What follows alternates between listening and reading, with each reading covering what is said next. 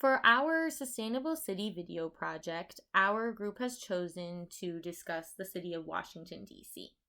We're going to begin with an overview of the city, then we'll go into the social, economic, and environmental initiatives based off its sustainability plan, and then we'll discuss what we think is missing, such as improvements that could be made. We're going to begin with an overview of the city. Washington, D.C. is the capital of the United States with a population of over 710,000 people. It was developed on reclaimed land from Maryland and Virginia in 1790. Instead of utilizing an already thriving city such as Philadelphia, it was decided that the United States would have a new capital with the specific purpose of being the governmental center of the United States. The original plans for Washington, D.C. were developed by a French-American military engineer hired by George Washington named Pierre L'Enfant. He aimed to use convergence of two rivers and green areas to his advantage by strategically placing important buildings. He hoped to create a place for all people to enjoy, and thus he developed the plans for the National Mall. After further development from the Macmillan Plan, Washington, D.C. has evolved from not only supporting governmental operations, but to becoming a patriotic symbol of America, with famous monuments such as the World War II Memorial, as well as housing several Fortune 500 companies, such as Marriott and Mobil. It's developed to accommodate the varying consumption demands of the district, as well as surrounding suburbs with the building of two large malls, including Tyson's Corner, as well as numerous restaurants and event venues. As discussed by Paul Knox in his 1991 study on the urban development of Washington, D.C., the development focus is around maintaining a prestigious and global image. While this discussion is a little bit outdated, it holds even more true today in 2019. This motivation to grow and develop is essential for sustainable development. As stated in DC's 2013 Sustainability Report, in terms of residential areas, there are large income and unemployment disparities, leading to some areas being less developed than others. However, the proposed sustainability initiatives plan to reflect back on some of the original principles L'Enfant had when developing the city.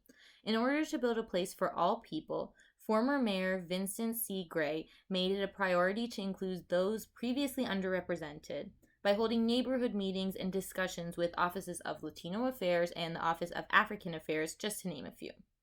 DC's sustainability initiatives kicked off in September 2011, and individuals' voices and opinions were central even from its early conception. Eventually, two groups were formed, the Green Ribbon Committee, which is central in community engagement, as well as the Green Cabinet, to link the community to agency directors and city administrators. According to the 2013 report, the initiatives evolved to make not only environmental sustainability a priority, but also the sustainability of built environments, climate, energy, food, nature, transportation, waste, water, and the green economy. Now we are going to explore some of the initiatives in the sustainability plan. Washington, D.C. cares a lot about sustainable development. From the Sustainable D.C. plan, we can see that there are several initiatives supported by the government concerned with the social pillar, such as the Healthy School Acts and Live Well D.C., as well as campaigns that are associated with the economic pillar, like the Anacostia Waterfront Initiative and the Healthy Corner Shops program. We'll start with the social initiatives. According to the OSSE, the Healthy School Act is a law that guarantees healthy choices for all students who are enrolled in the District of Columbia public schools, public charter schools, and participating private schools. Each school that participates in the program has to meet several requirements for healthy food sources, food vendors, and standardized physical education. Moreover, the Act also requires established policies and reporting requirements for district schools and agencies to promote the transparency of student health information. In addition, a Healthy Youth and Schools Commission was also established to make the mayor and the community informed of student health issues. Having such an advanced system run in the city can help people be more relaxed that their children will be equipped with a healthy body. Live Well DC is another social concern program conducted by the Department of Health, which aims to make residents more aware of their health conditions and how to make healthier life choices. In the program, The DOH also provides us with 10 tips to pursue a healthier life. Now moving on to the economic initiatives. You may be also amazed by the Anacostia Waterfront Initiative. This is a DC government-conducted program which aims to revive the Anacostia River via several neighborhood updates and traffic infrastructure improvements. Based on the data released by the District of Columbia Office of Planning and Office of Mayor Muriel Bowser, there has been a revenue of $287 million generated in the nearing business in the improvement districts, and 100,000 employees are now working in this area. As for the traffic, a myriad of new bridges and trails have been built or updated to improve the traffic convenience of the region. Another economic focus initiative is the Healthy Corner Store program.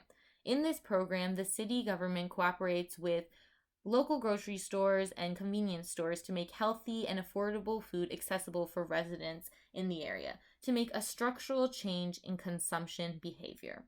Currently, according to this distribution data provided by Open Data DC, there are 71 such Healthy Corner stores separated in the east and north of the city, creating a healthier life for all their local people.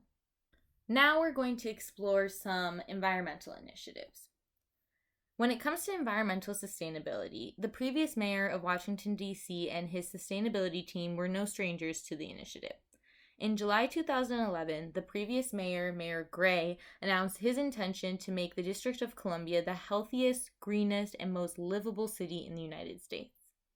This team collected ideas from thousands of residents and stakeholders. They assessed the current district government initiatives, and then they researched the best practices in sustainability from around the world to ensure that their city is the most sustainable city in the United States. Since September 2011, the sustainability team talked to over 4,700 people at more than 180 events across the city to bounce off ideas that will help the district become a more sustainable city.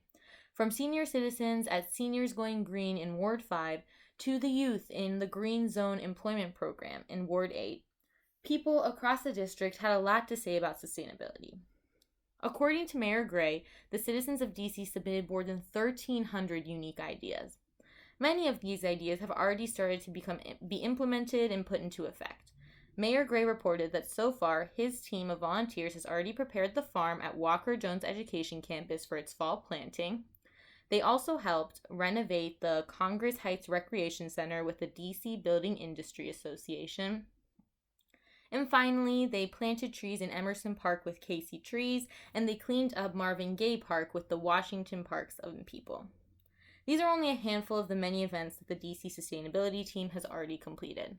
However, a volunteer team of only about 700 people can only do so much in a city of over 600,000 people. Because of this, the mayor took initiative and recruited a team of local resident organizers to spread the word about the Sustainable DC plan in their own communities. These volunteers began their work in 2013, attending events and giving presentations to neighborhoods and community groups throughout the district. By preaching directly to the very people who live in the city, DC will get more volunteer help from those who actually live within the boundaries of the district. Many citizens have helped out after hearing these presentations because they want to make sure that the city they live in becomes the most sustainable city in the whole country. The mayor and his team have already started to make huge changes that have strengthened the sustainability of DC, and it's only going to get more sustainable as time goes on. In fact, according to Mayor Gray, his team and the events that they had planned will benefit the DC environment for the next 20 years. Clearly, this mayor of DC had taken much initiative to ensure that he can fulfill his dreams of making his city the healthiest, greenest, and most livable city in the United States. After looking at the initiatives in the sustainability plan across all three pillars, we can see that there's some room for improvement. So what is missing? While the plan is good and well thought out, one area that can be improved on is the control of one's diet to promote wellness.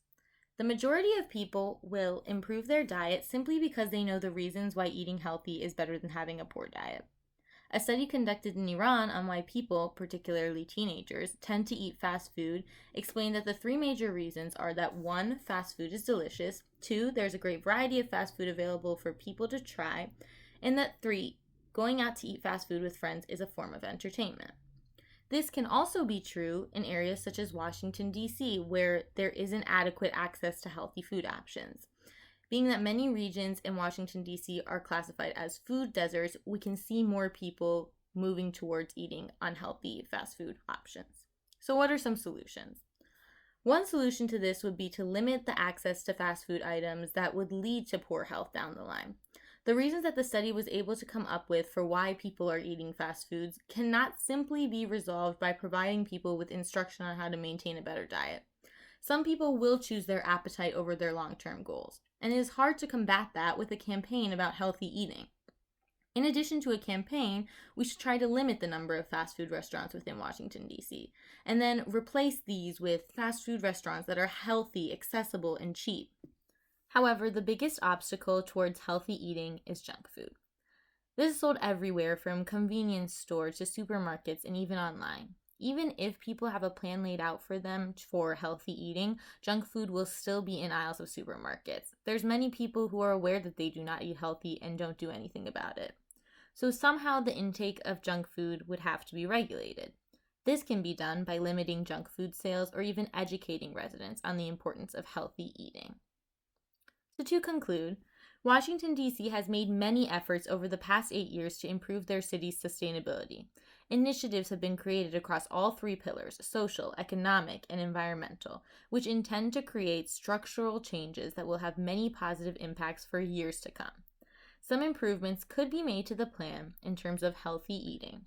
However, the overall plan is structured well and is already making a big difference in the city.